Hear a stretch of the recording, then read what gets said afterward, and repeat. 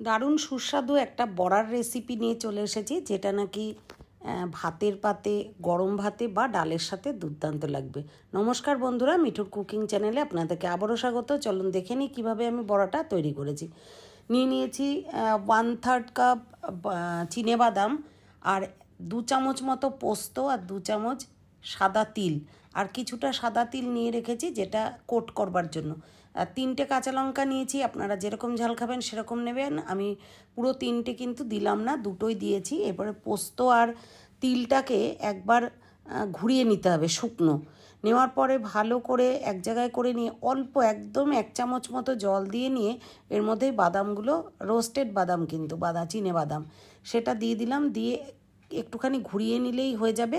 এখানে কিছু কিছু বাদাম কিন্তু অর্ধেক থাকবে, আবার কিছু একদম গুঁড়ো হয়ে যাবে। মুখে যখন বাদামগুলো পড়বে তখন কিন্তু অপূর্ব লাগবে খেতে। একবার এইভাবে করে খেয়ে দেখুন, প্রশংসা করতে বাধ্য হবেন। এরপর ওই বাদাম বাটাটার মধ্যে একটুখানি জাগরি পাউডার দিয়েছি, আপনারা যা মিষ্টি খান ওটাই দেবেন।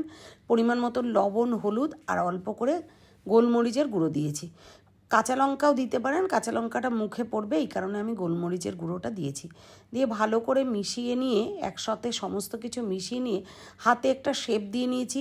গোল করে নিয়ে চ্যাপটা করে নিতে পারেন, তারপরে সিলিন্ডারের শেপ দিতে পারেন, সিলিন্ডারিক শেপ, তারপরে রাউন্ড শেপ দিতে পারেন, যে কোনো শেপের একটা শেপ দেওয়ার পরে তারপরে ওই সাদা তিলের মধ্যে ভালো করে বুড়িয়ে নিয়ে, মানে তিলটাকে বড়াটার চারিপাশে মাখিয়ে নিতে হবে।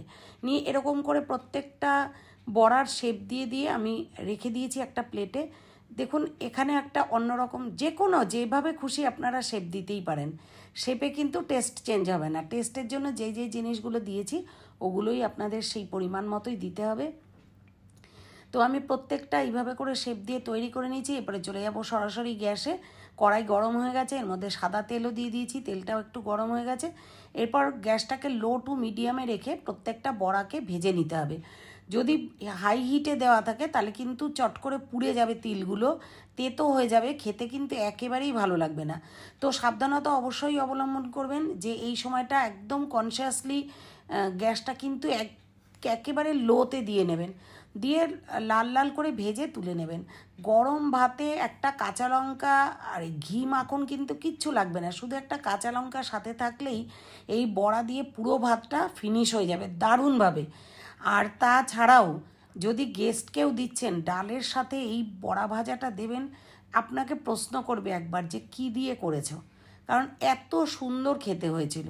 তো যারা যারা আমার চ্যানেলটাকে সাবস্ক্রাইব করেননি তারা সাবস্ক্রাইব করে আমার পাশে থাকবেন, আর যারা সাবস্ক্রাইব করেছেন তাদেরকে অনেক অনেক ধন্যবাদ।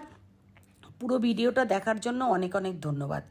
তো এরকম করে আরেকবার খেয়ে জানাতে ভুলবেন না কেমন হয়েছে, আর দেখতে কেমন লেগেছে সেটাও কিন্তু জানাতে ভুলবেন না। Thank you.